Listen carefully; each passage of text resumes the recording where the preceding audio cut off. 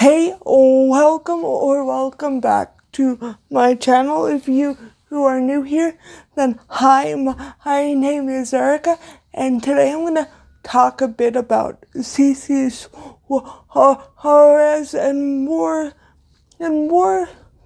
probably what I really want this video to be about, and what I want the takeaway from this video to be is that even though the anti-MLM community has a good goal and a good message, some of the tactics that people within that community use are not as good, and they can actually be mean and harmful. And so I myself consider myself to be anti-MLM, but I wouldn't call myself an anti-MLM content creator because I've never made content really specifically about this. I mean, I've talked about it in a few of my videos, especially in the one about like self-help and stuff, and that whole industry, because it is very connected to the MLM industry. But I've never made a video that is purely about MLMs. Part of the reason is I've never been in one, so I feel like I don't have a lot to say on it besides just parroting what everybody else has said, that they're very like predatory, and they use really bad tactics to recruit people, and not a lot of people make money. In fact, most people lose money in them, and they tend to really go after people's vulnerabilities, which is gross. But so I myself have nothing against the whole anti-MLM niche on YouTube. However, I do think a lot of anti-MLM content creators will use that as an excuse to be mean and to say awful things about people, which is not okay, in my opinion. So I'm going to start off talking about CC Suarez before she became an anti-MLM YouTuber. Before CC Suarez, or her real name is Chelsea, but it's weird to call her that because I feel like when I think of somebody who's like a YouTuber, I think of their like YouTube handle, so I might switch back and forth between saying CC Suarez or Chelsea, so hopefully that's not too confusing. But before CC Suarez really delved into the anti-MLM community on YouTube, CC Suarez was a beauty YouTuber, and it doesn't seem like she gained a lot of traction doing that, and that isn't to shade her, because I understand just how difficult it is to grow on YouTube. So I'm not saying she was like a bad YouTuber, or like, she just wasn't good at that. Like, I'm not saying that. I'm just saying it doesn't seem like she got the results that she wanted to, being in that niche, because you have to remember that the beauty community on YouTube is very hard to break into, and it can be very cutthroat. And also, some people say that it's kind of fading away. I mean, I don't know if I agree with that, because I do think there are ebbs and flows of everything. So just because right now it may not be the top growing niche doesn't mean that like you can't break into it and that is hopeless. But that's just my personal opinion. But anyway, so she didn't grow that much, and she would tag a lot of other beauty YouTubers and try to collaborate with them, which I don't see as inherently problematic. I mean, it could be seen as annoying, but I personally don't have a problem with that. But what I do have a problem with is recently she kind of made a comment about people who do that, people who try to grow by collabing with other YouTubers. And it's like, but wait, did you not write all these tweets out like Jaclyn Hill and Raw Beauty by Christy? Like, was that not you? No, and I realize now that people can change over time. Their opinion on things and their perspective can change specifically because Chelsea has grown on YouTube, so maybe now she sees it from a different perspective. But it's like, don't act like you're above that when you tried to do that exact thing only a few years ago. I find that to be kind of shady. I don't know, that might just be me. I might be overthinking that. And obviously luck really fucking helps. Like getting shout outs from certain people, like engaging with your community and not commenting on every one of someone's live streams being like, we need to collab, we need to collab, we need to collab, or DMing them something like that and being fucking weird and expecting them to like, hey, you don't need White Claw, what are you doing? Expecting them to like collab with you and stuff when like, why would I do that? That doesn't benefit me. And not like this is my job. No, this ain't no soup kitchen. We ain't giving out handout, which I just gave you a lot of good advice, but all that advice you can find on the internet. And next, I want to go into some of the ways she's talked about people's appearances and just has not been nice. So her channel heavily focuses on reacting to MLM reps videos, their like TikToks, their Instagram posts. Some may post on YouTube, I don't really know. But so her channel is largely about reacting to things, and there's nothing inherently problematic about that. But Chelsea at times can mock people's appearances, the way they talk, what they're wearing, and I just don't think that's a good way to go about anti-MLM, because it comes across as you just attacking people. And I know Chelsea has addressed this in some videos and has been like, well, I think this is the best way to get people's attention. But my question is, are you getting their attention and educating them about why MLMs are so bad, or are you just making people laugh? Because there is a big difference there.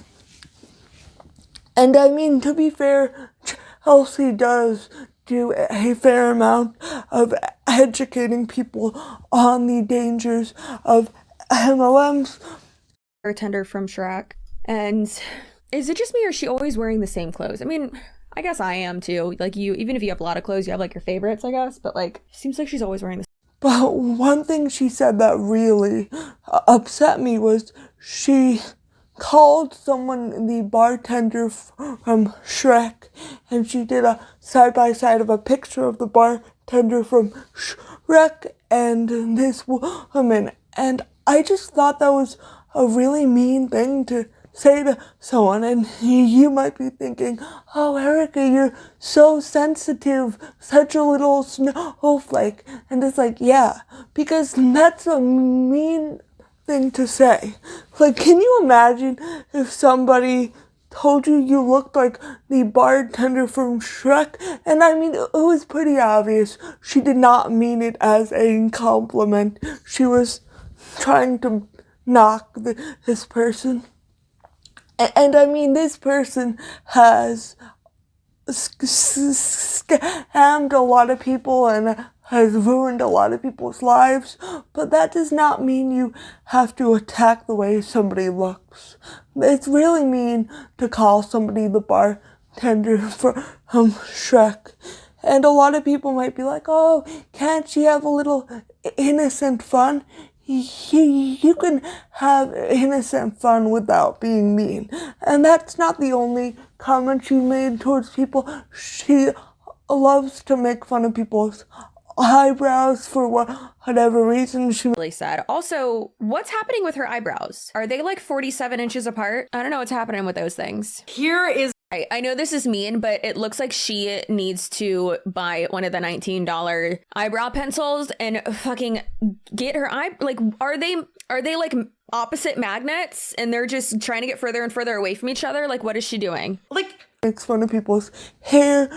Also looks like a goddamn chimney sweep or a newsie in that hat. Also, oh my lord, this woman's hat is atrocious. And her lashes. What are you doing? I've never been a fan of those bathing suits. The one in the tan. I feel like it just makes your vagine look so tall. And throw a fit, make a response video, call me a hater, a bully. A lot of times they'll grab onto one little thing I say, whether I say, I don't know where she got her dentures done, but they don't look like they were measured out correctly, like the right size for her face, or her eyebrows are very far apart, and like, you're in a makeup MLM, what are you doing? Things like that. That's not attacking. That's not bullying. And maybe I'm just an a-hole and maybe I'm just not super sensitive, but to me, that is not bullying. You don't have to agree with me. That's fine. That's completely fine. Jessie Lee's extensions. She has like, I guess like two like tape-in ones that are colored and they're like 2 inches longer than her hair.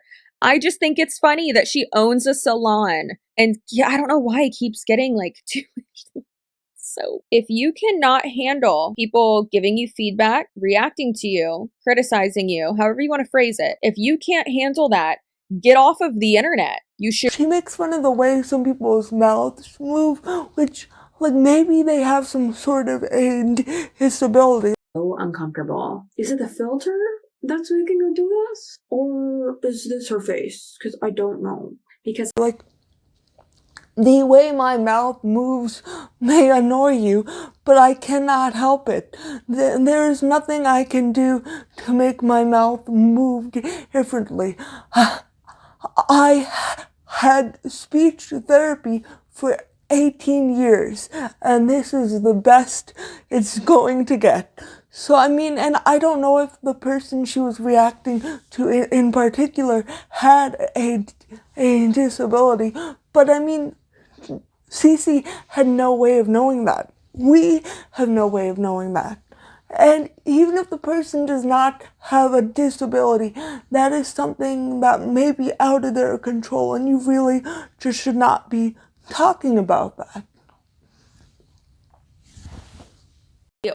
And now I want to talk a bit about some of her comments about disabilities. So CC says that she has a brother who is autistic, and a lot of times she will use that when she's talking about autism and be like, well, don't come for me because my brother is autistic. That's not how it works. Your proximity to disability or any form of marginalization does not absolve you of all of your bigotry towards that community. If you're saying something nasty about autistic people, it's ableist, whether you have a sibling who is autistic or not. Like, if my sister was using me as a shield for...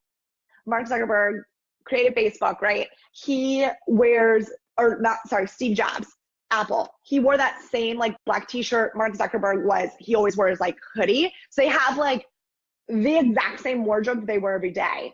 You know why they do that? They do that because they don't have to think about it. They do that because they're autistic. And don't be coming at me and being like, oh my gosh. No, my brother's autistic. He typically wears the same shit all the time. And maybe has like 5 of or 7 or 20 of the same thing. But you get in your comfort zone. That's what it is. You feel safe in that. Also, you want to know another fun fucking fact about Steve Jobs? Apparently he was horrible to work for and he smelt like garbage. Don't get me started on Zucky over there. He's a goddamn lizard. He created a Sims world for all of us to be in. I'm still confused on what it is. It's Dwight's second life. It's Dwight's second life, where the only difference is he can fly. I'm so confused by it. I don't get it, but it's fucking weird. I know that. So I don't use Facebook. However, Facebook owns our Meta, which is really just a troll, isn't it? And that owns Instagram, and obviously I use Instagram. Amazon and Facebook own the world, and Google, obviously. Because every from criticism towards being ableist, I would be pissed at that. I would be like, what are you doing? You don't do that. I'm not a shield. I'm a human being, and if you are being ableist, you should face the repercussions from that and not be using your proximity to disabled people to distance yourself from that criticism. And one of the things she said was that Steve Jobs and Mark Zuckerberg wear a lot of the same clothes because they're autistic. Now, neither of them have ever come out as autistic. You cannot just say somebody's autistic just because you think they might be. That's not how that works. And I mean, self-identification and self-diagnosis is valid, but you, as some random person on the internet, just saying somebody's autistic is not the way to go. It's just not, because they might not be. Or maybe they are, and maybe they're not ready to talk about it. I really don't know, but Chelsea, it isn't your place to decide that it's time for them to be open about who they are. Disabled mom? That's a strange title to label yourself. And cool. And this girl, why are her hands in her pockets? That makes me uncomfortable. Strange. Well, that's it. And then she basically says, and you can sit with us too. No thanks, girl. We don't want to. That girl, the disabled girl, was still talking and she just went to the next person. If you are going to identify yourself as something, sure, okay, whatever. But I feel like she, I don't know, I feel like it's like not common or maybe not likely that she herself identifies and calls herself a disabled stay-at-home mom. Like, I feel like that's not her brand, you know? But it's definitely her upline's brand to exploit that. You know what's sad? You see how many people are in that room? How come those are the only people she went to? And you can't say, oh, there's a time limit, because yeah, that was 1 minute, but there's 3 minutes. Another thing she said about disability was she was reacting to an MLM video where it was like saying how much income these people get and what their previous jobs were. And for one of the people, it said disabled stay at home mom. And Chelsea was like, well, I highly doubt that person calls herself a disabled stay-at-home mom. How would you know that, Chelsea? Just because you assume that the word disabled is a negative word that everybody would want to distance themselves from doesn't make it true, because there are plenty of people in the disabled community, including me, that wear the label disabled with pride. And maybe the woman doesn't call herself disabled. I don't know, but just the fact that that's Chelsea's first assumption tells me that she thinks of disability as inherently negative, and that also she seems to think disabled people don't have agency, and that is other people who are just forcing us to say we're disabled. Like, no, you're the only one who seems to be forcing people to talk about their disability, since you're just assuming Mark Zuckerberg and Steve Jobs are autistic. Like, no, other people aren't doing that. Oh shit. I work in a small group home with individuals who have intellectual disabilities. One of the clients is a man who has autism. He is a super sweet guy who loves to tell you what he's watching on TV and what he does on the weekends with his parent. He's also very political, and he gets so into conspiracy theories, and he wholeheartedly believes them. I love him. Oh my God, I love him. What's his name? Not his last name, just his, I wish you would have included his first name. I love old men. Wait, what if he's not old? Well, no, you said he is with his parents. Either way, wait, oh God, this sounds like my brother. Loves to tell you what he's watching on TV, what he does on the weekends with his parents. He's also very political. He's into conspiracy theories and wholeheartedly believes them. And he's autistic. Is this my brother? This is definitely my brother. I love it. So cute. Love it so much. Does he wear... And next, I want to talk about some of the patronizing things she said about autistic and intellectual and people with intellectual disabilities. So she was reading off an MLM horror story by somebody who works in a group home, and she was talking about this autistic man she works for, and how he's very into politics, and he's an open book, and he has all these things. And Chelsea kept saying, "Oh, how cute, I love him." That's extremely patronizing. I really hate when people go, "Oh, how cute, Erica. You have a YouTube channel?" Like, yeah, I do. And I work hard, and I take myself seriously. Just because I'm disabled doesn't mean that everything I do is cute, and that I'm this pet that you get to pat on the head and say, "Good job, honey." Please stop doing that. That's extremely harmful to disabled people, and is very patronizing and infantilizing. And I know those are two big words, but patronizing basically just means that you're like kind of being condescending to someone while you're also praising them. And the word infantilizing basically means viewing disabled adults as children. Disabled adults are adults, period. And please treat disabled adults like adults, please, Chelsea. I don't care if your brother's autistic. It seems like this is something you need to work on, so please do that. Next, I'm going to get into a bit of some of what I perceive to be racism from her. Now, I am a white person, so I'm just going by what I believe to be racism. It doesn't mean I'm right.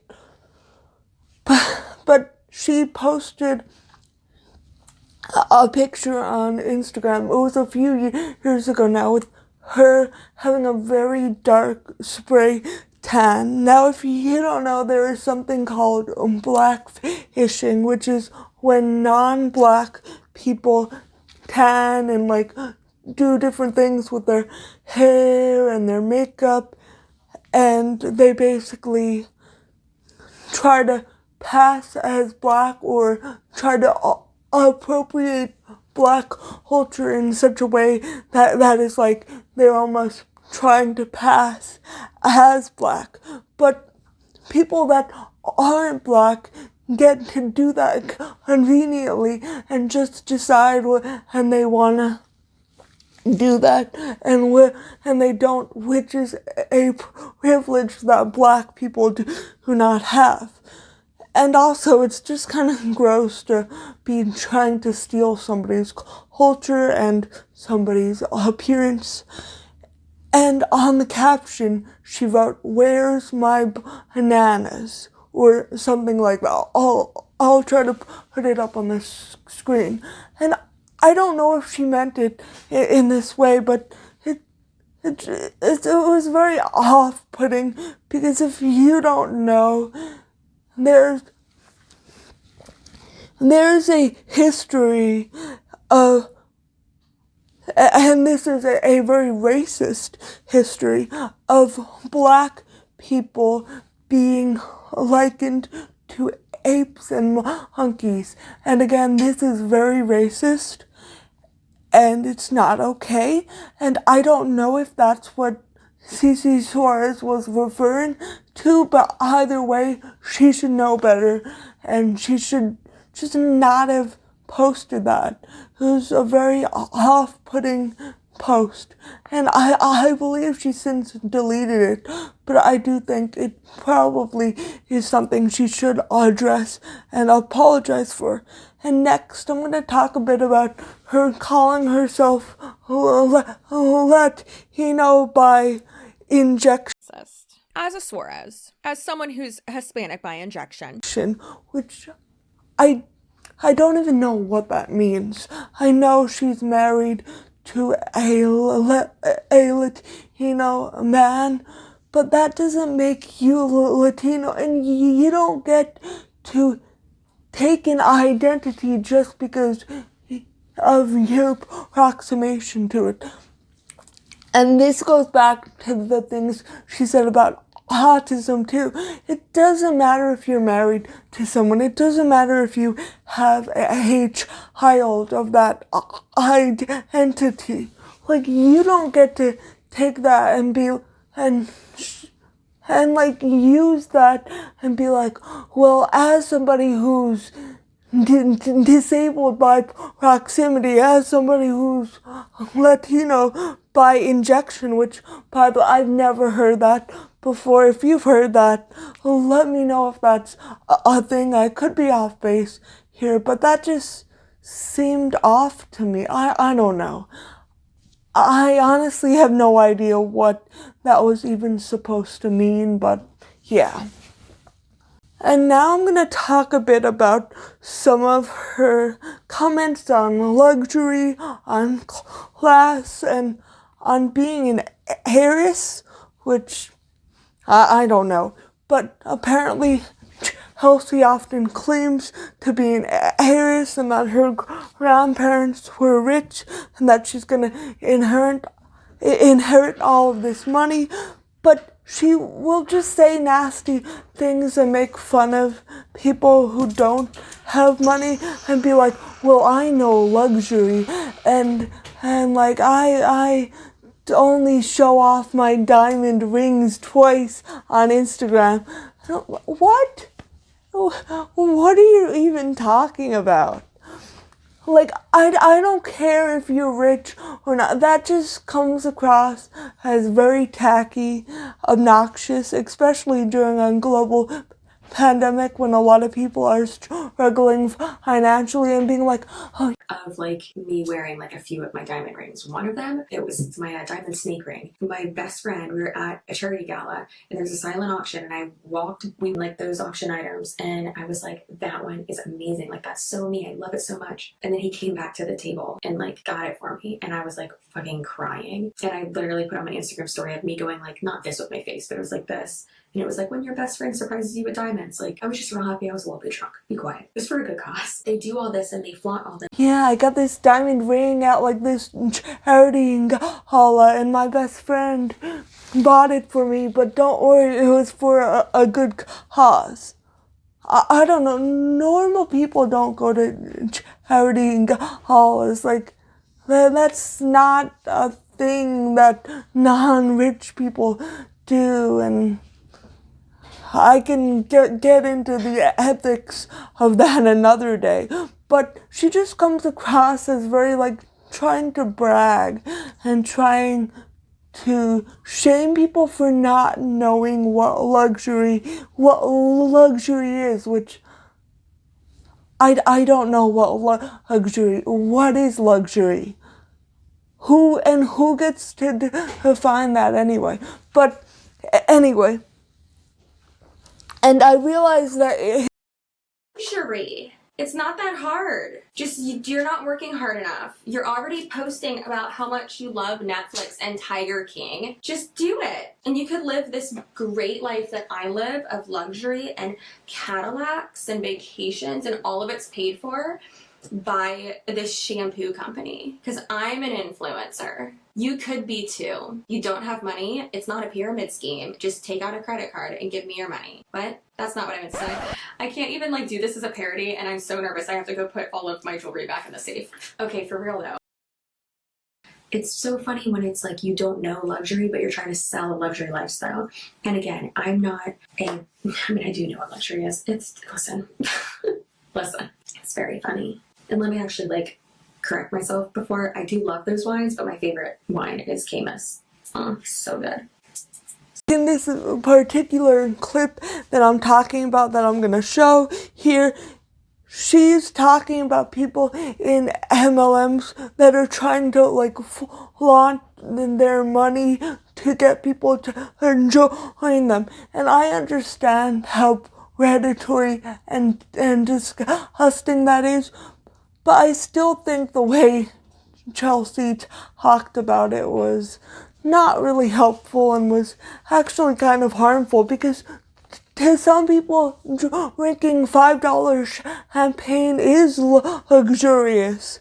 And like, that's, like, who are you to tell someone what can and can't be considered a luxury? I don't know. Maybe I'm being too nitpicky here, I do not know. Comment down below your opinion of this. And that's all I really had to say today. If you learned something or if you enjoyed this video, I guess, please give it a big thumbs up. And if you have not already and you would like to see more of my content, please consider hitting that subscribe button. Thank you so much for watching, and I hope to see you again next time. Bye.